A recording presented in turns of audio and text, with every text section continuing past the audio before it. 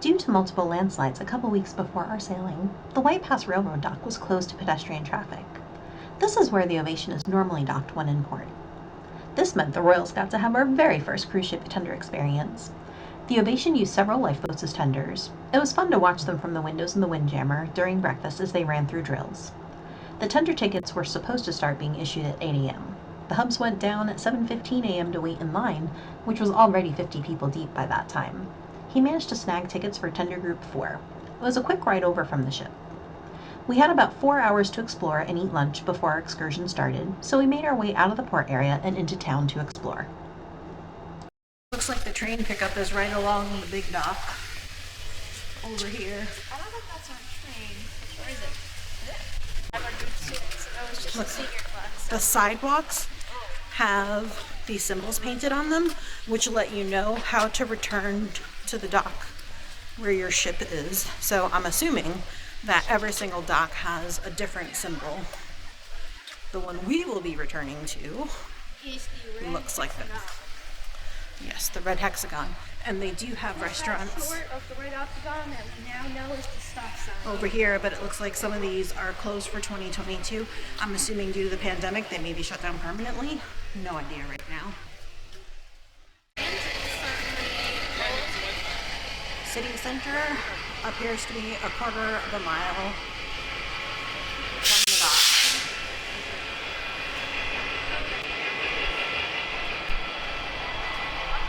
As you're walking towards town, you'll come to this little post here, which has information on Skagway, including a little map, which outlines how the town is laid out, areas of interest, and public restrooms. There are public restrooms in this little hut over here. It looks like there's like a little campground and fishing area as well over here. So this is us. We cross the train tracks to get into the center part of town.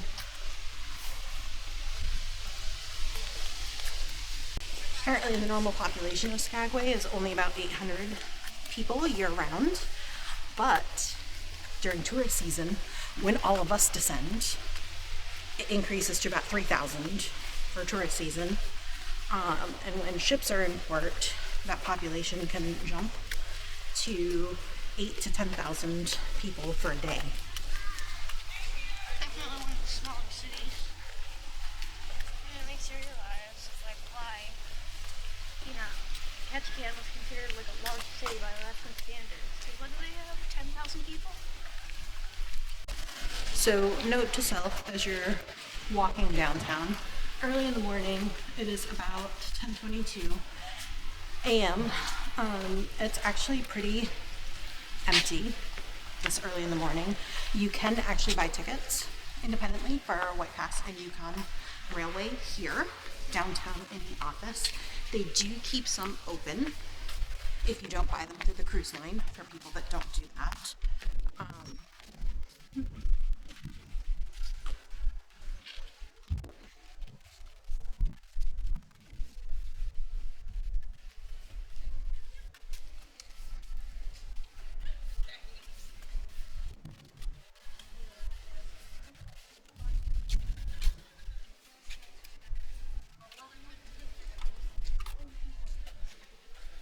There's the National Historical Park, information about the Klondike Gold Rush.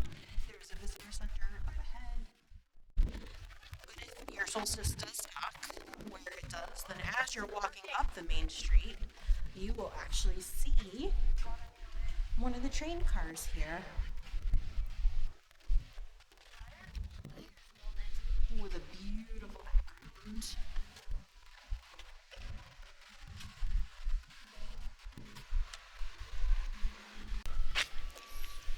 These must be from the other docks. Railroad docks, these are the trail symbols from the other docks. These are the trail symbols from the other docks. Yes. We got an orange circle.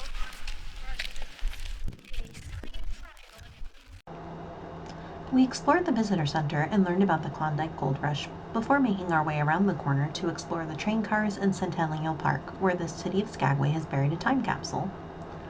We then walked around and read every sign available, because that's what Raj does. He reads every single thing.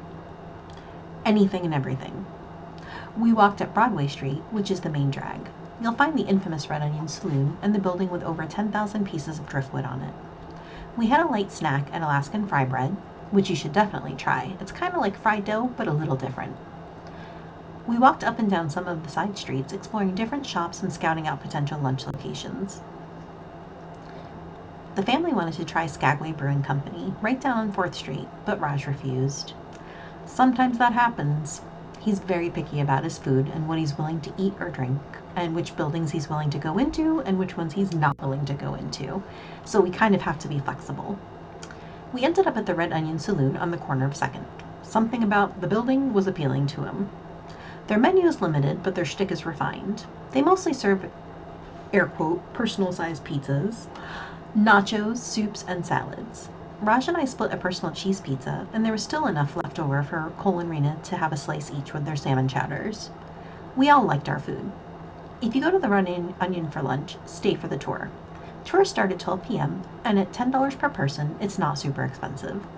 We would have done it, but Raj was not willing to stay for the quickie tour of the brothel museum. It sure looked and sounded like it could have been a lot of fun, though. With lunch done, we headed back towards the White Pass dock to wait for our excursion to start.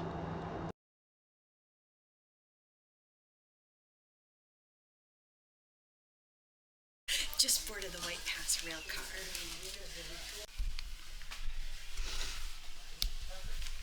So from the dock, big long line pavilion, you can enter anywhere where there are steps down. They recommend that if you're going to sit, the most scenic views are on the left-hand side. It's 2 people per seat. They only offer water bottles, complimentary water on the train. So depending on the timing of your excursion, you may want to eat before, because you will not be eating on the train. Be clear. When I hear from our conductor, I will let you know when you're able to go out on those platforms. Our number 1 rule is that there is no crossing from train car to train car. Please ensure you stay off those metal bridges in between the train cars.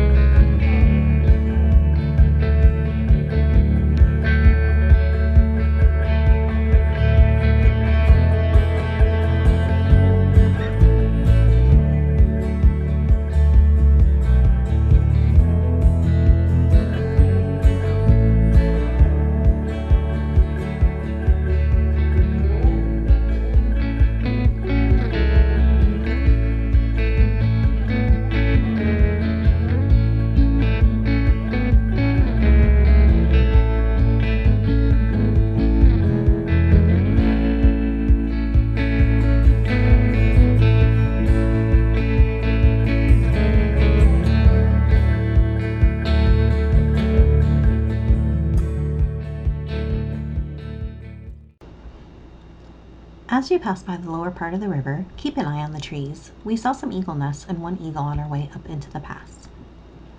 There were several different train excursions offered. Due to the pandemic restrictions, the excursion that crosses into Canada was not being offered at the time we were there in August 2022. They offer a couple of different excursions which will drop you off at a different station to do guided or self-guided tours and then have a train come back to pick you up later in the day. We booked the White Pass Summit round-trip train ride, and it was breathtaking, especially when you look out the window and see a sheer drop-off very close to the tracks. There is a narrator on board that points out key landmarks and tells you the history of the route. Just be aware that if you do one of those hiking excursions, you'll miss the best parts of the most amazing experience. The awe-inspiring, jaw-dropping views happen after the drop-off points for the hike. My recommendation? Book the round-trip summit train ride for earlier in the day or later in the afternoon, depending on the timing of your day in port, and hike one of several trail systems right near Skagway's historic district either before or after the train excursion.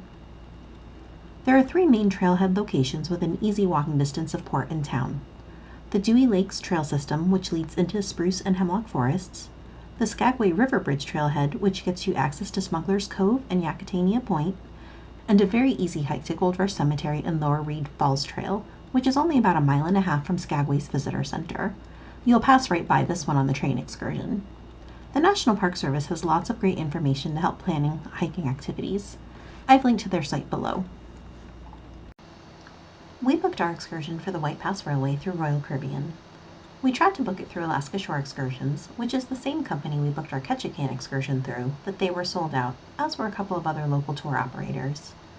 The White Pass and Yukon Route ticket office in Skagway does hold some tickets for same-day sales for the train, but I'm a planner and was anxious about it being sold out or not knowing what time we'd be able to get on an excursion, so we paid a little more to do it through the cruise line. The estimated duration of the tour was supposed to be 3 hours. Our excursion lasted about 3.5 hours, slightly longer if you count the time we waited in line to board the train and then sat on the train while others boarded.